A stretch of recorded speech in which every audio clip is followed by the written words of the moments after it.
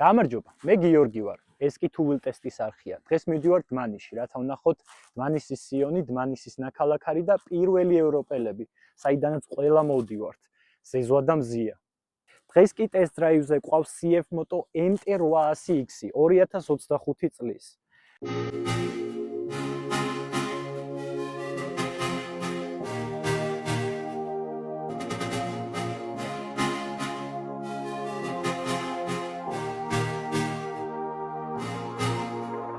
ეს მოტოციკლი აღჭურვილია 800 კუბიანი, 2 ცილინდრიანი სითხით გაგრელებადი ძრავით, რომელიც გამოიმუშავებს 95 ცხენის ძალას და 80 ნიუტონ-მეტრს.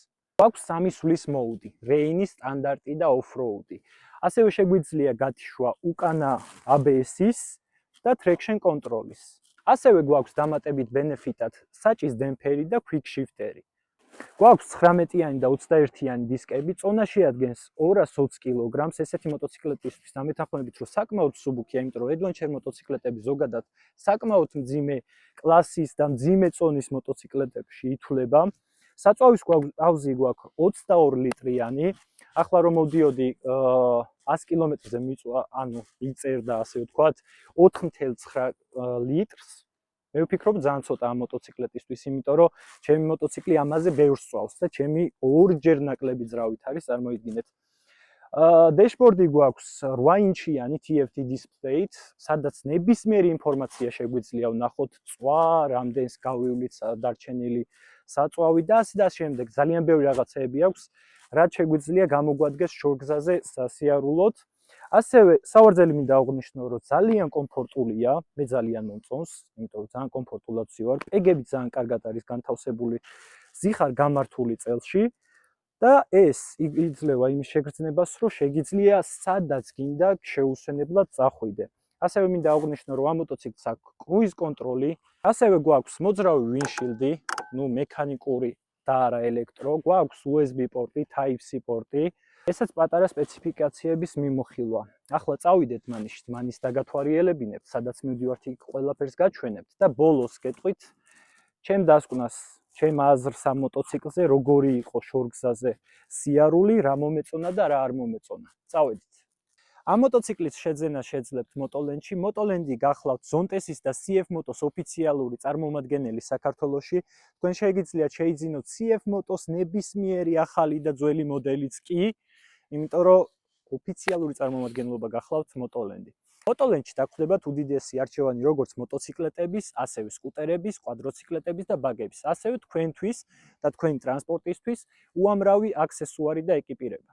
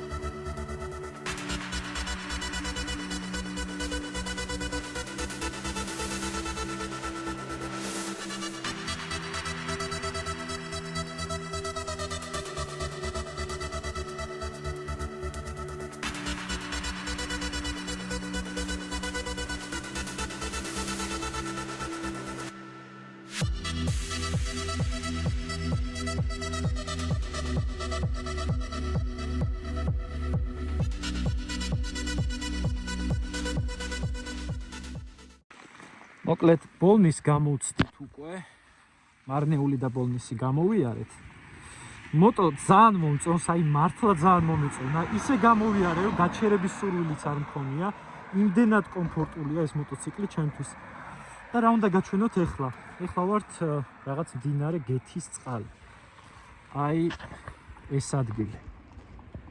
მოკლედ, ვინც არ იცით, ეს ადგილი არის რომელი ადგილი იცით? ბაშიაჩუკი ცხენზე როდის და მოდის და მღერის რამადლიან დანათებს. მოკლედ, აი ესე გამოდის და აი ესე შედის. აი ზუსტად ეგ ადგილია, ეს შეგიძლიათ ეგ ფილმი ნახოთ და აი ამ ადგილს აუცილებლად იცნობთ. ნუ დღეს უკვე რაღაც საკმაოდ შეცვლილი ადგილია. მაგრამ აი ამას მაინც იცნობთ რა. ახლა გავაგრძელეთ გზა, შემდეგში მინდა გაჩვენოთ კაზრეთის მთები რა დღეშია. წავედით.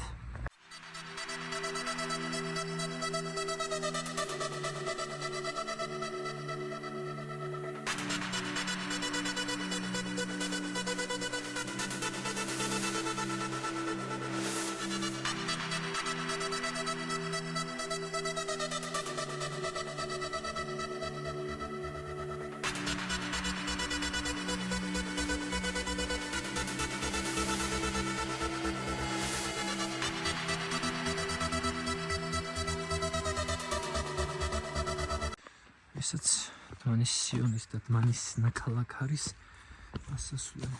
იქიდან შემოდიხარ, მე ამ გზით ამოდიხარ.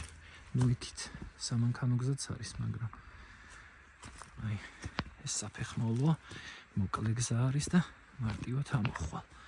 უკვე გამოჩნდა რაღაცები. ეს არის დმანის სიონი და აი აქეთ მხარე, ახლოდან გაჩვენებთ ამასაც. ეს მხარე თარიღდება მე-5-მე-6 საუკუნით.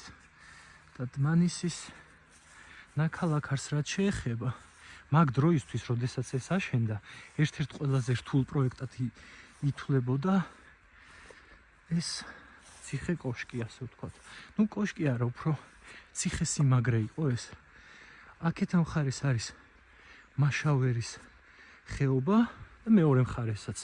ორივე მხარეს ხეობა აქვს, დაცული იყო ორივე მხარეს.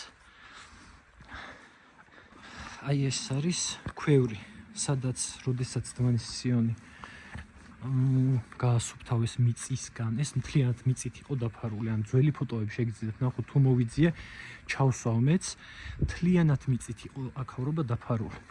როდესაც გაასუფთავეს, ნახეს, რომ აქ არის ქვევრები და შიგნით იყო ღვინო, წარმოიდგინეთ. ნუ ზუსტ დროებს ვერ გეტყვით, საუკუნეებით და წლებით, მაგრამ საკმაოდ ძველი ღვინის ნარჩენები იპოვეს. ეს ლამაზად გამოიყურება ეს ნაქალაქარი. ეხლა ავალ აი ამ ადგილას და აქ უნდა იყოს აბანოები. როგორ ესეც აბანოები, როგორც მახსოვს, კი ბატონო. აქ არის აბანოები. აი ეს შევიდეთ, შევწვეთ. აი აქ იყო უკვე აბანოები, ესე გამოიყურება. წარმოვიდგინეთ, რომელ საუკუნეში ეს აშენებული და რა მაგრადაა დღემდე შემონახული ყველაფერი. ეს ადგილი იყო უკვე განკუთვნილი მცველებისთვის, ქალაქის მცველებისთვის. აქედან ხდებოდა უშუალოდ შემოსეული მტრის მოგერიება. ესეც მაშავერის ხეობა ეს. აქედან ფიზიკურად მტერს ამოსვლა არ შეეძლო, იმიტომ რომ ძალიან ციცაბო დაღმართია. აქეთ მხარესაც ასეა აგებული მთლიან ციცაბოზე და აქეთ მხარეს, ანუ სამი მხრიდან ეს ქალაქი იყო სრულიად დაცული. ნუ დმანის ნაქალაქარი ითვლებოდა მაგ დროისთვის ერთ-ერთ ყველაზე მდიდარ ქალაქად, იმიტომ რომ გადიოდა ეგრეთ წოდებულ აბრეშუმის გზაზე. აი ასე. და აი ასე აქეთ მხრიდან. ესე თემურლენგის დროს მოხდა აქავრობის აოხრება, სრული სიტყვის მნიშვნელობით აოხრება და ეს ყველაფერი განადგურდა. დაიფარა შემდეგ დროთა განმავლობაში მიწით. და ნელ-ნელა მიმდინარეობს ახლა გათხრები და ნუ ძალიან დიდი ხანია მიმდინარეობს გათხრები, მაგრამ ნელ-ნელა უფრო მეც და მეტ რაღაცას პოულობენ. ახლა ჩავიდეთ დმანის სიონს გაჩვენებთ და მე უკვე ზეზვას და მზიას. წავედით.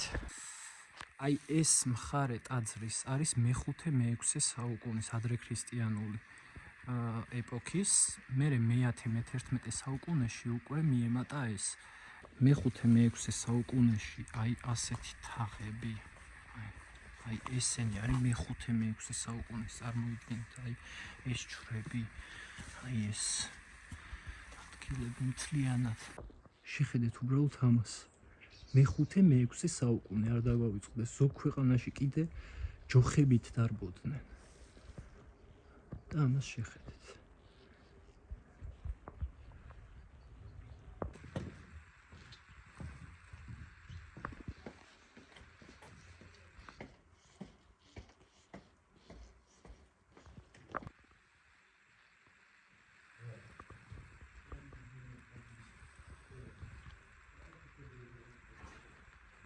ესეც ნაქალაქარია გაგრძელება იმ ყველაფრის, მაგრამ სანამ ნაქალაქარი იქნებოდა 1.7-1.8 მილიონი წლის წინ აქ ადამიანები იყვნენ პირველი ევროპელები.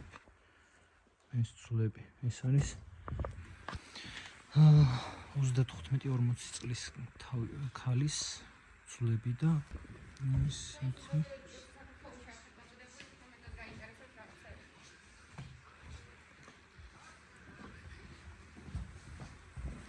თავის ქალა მგლის ეტრუსკული მგლის თავის ქალა რქა ანტილოპას თავის ქალა ჟირაფი სამხრეთული სპილოზე და საძილე კბილი ქერო მოკოტია მაგიდა სეზონამზია ახლა თვალები ჩერჩ ეს პირველი ევროპელები სეზონამზია სადი უნდა გაჩვენოთ რაღაც ან დღეში თუ მოხვალ ეს ადგილი აუცილებლად უნდა ნახო რა ანტიანის ტბა დმანისიდან არის სულ რაღაც 5 კილომეტრში ან მოტოციკლითაც რო იყო მანქანითაც რო იყო ჩვეულებრივად მიუდგები აი იქით მანქანებიც ჩანს და ან კარავი და რაღაცა ჩვეულებრივად შეგიძლია გაშალო ესეც ბოლო ლოკაცია სადაც მოვედით მოკლედ ვიარე ტრასაზე ვიარე ოფროუდზე გრუნტზე რავი ბევრნაირ ზედაპირზე ვიარე და საბოლოო ჯამში შეჯამება გავაკეთოთ ამ მოტოციკლის და გეტყვით მე რა ვფიქრობ ამ მოტოციკლზე. მოკლედ ტრასაზე მომეწონა, საკმაოდ კარგად დგას, სიმძიმის ცენტრი იდეალურად აქვს, საბურავები კარგად ეჭიდება იმის და მიუხედავად რომ ოფროუდის საბურავები აყენია, ესეთი ოფროუდის საბურავები აყენია. უგზოობაზე კარგად მუშაობს ეს საბურავები, ანუ ჭრილებიც ძალიან კარგი ჭრილები აქვს და კარგად ეჭიდება. ნუ ტალახში ვიარე ძირითადად და პატარ-პატარა უგზოობაზე დმანიში გზებს აკეთებენ და მაგედან გამომდინარე. რა მომეწონა? მომეწონა სავარძელი, იმიტომ რომ საკმაოდ რბილია და არ დამღალა საერთოდ. ანუ ამხელა გზა გამოვიარე და არც გავჩერებულა, ნუ რამდენიმე წუთით თუ გავჩერდებოდი ხოლმე და არ დაუღლივარ საერთოდ. ეხლა ამაზე რომ დავჯდე მე და რავი 1000 კილომეტრი გავიარო, მაინც არ დავიღლები, ისეთი სავარძელია ეს ჩემთვის. მომეწონა quick shifter-ი, ძალიან კარგად მუშაობს, რაღაც ფორუმებზე ან თვითონ ვისაც ყავს იმას რო კითხო, შეიძლება ვერ მუშაობდეს კარგად. მაგრამ ეგაც სოდნის საკითხი. მე ვფიქრობ, რომ უბრალოდ არიციან როგორ გამოიყენო quick shifter-ი, იმიტომ რომ არანაირი პრობლემა არ მქონია მაგასთან დაკავშირებით. კრუიზ კონტროლიც გამოვიყენე, დავტესტე. ეგაც, ნუ, კრუიზ კონტროლია და ჩვეულებრივად მუშაობს. ასევე მომეწონა მუხრუჭები. მუხრუჭებიც კარგად ჩერდება, ანუ რაღაც ისეთი შემთხვევა და რაღაცა რომ ვერ გაჩერდა, ან გვიან გაჩერდა, ან რაღაცა არ მქონია, იდეალურად იმუშავა მუხრუჭებმა. ასევე მინდა აღვნიშნო დისპლეი ძალიან ინფორმატიულია. მზის ხივზეც ძალიან კარგად აღიქმება, ნებისმიერი ინფორმაცია რაც გჭირდება მოტოციკლზე გაწვდის live რეჟიმში, წვა, რამდენს გაივლის დარჩენილი საწვავით და ასე შემდეგ. მოუდებიც დავტესტე და მინდა ვთქვა, რომ rain mode-ზე საკმაოდ მეგობრული მოტოციკლია, კარგად იქცევა, ანუ დამწყები adventure ადამიანისთვისაც rain mode-ზე თუ ივლის, არანაირი პრობლემა არ იქნება, მე ესე ვფიქრობ. ნუ სტანდარტზე თავისთავად თავის მაქსიმალურს იყენებს. და ოფროუდზეც ოფროუდიც გამოვცადე ამ კადრებს ჩავსვა, სადაც ვიარე ოფროუდ გზა.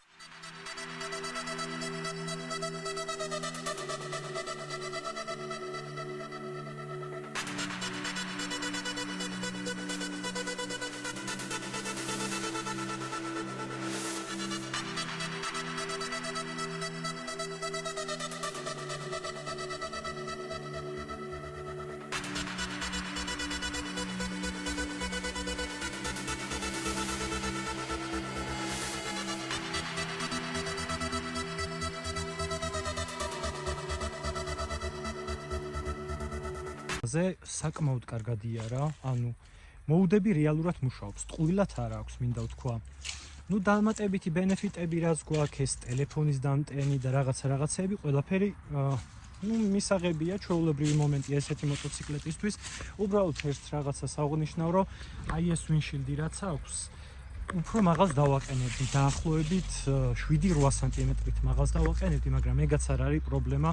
ამ მოტოციკლის და ზოგადად CF Motos aftermarket დეტალები ძალიან მარტივად მოძიებადია და ძალიან მისაღებ ფასში თან.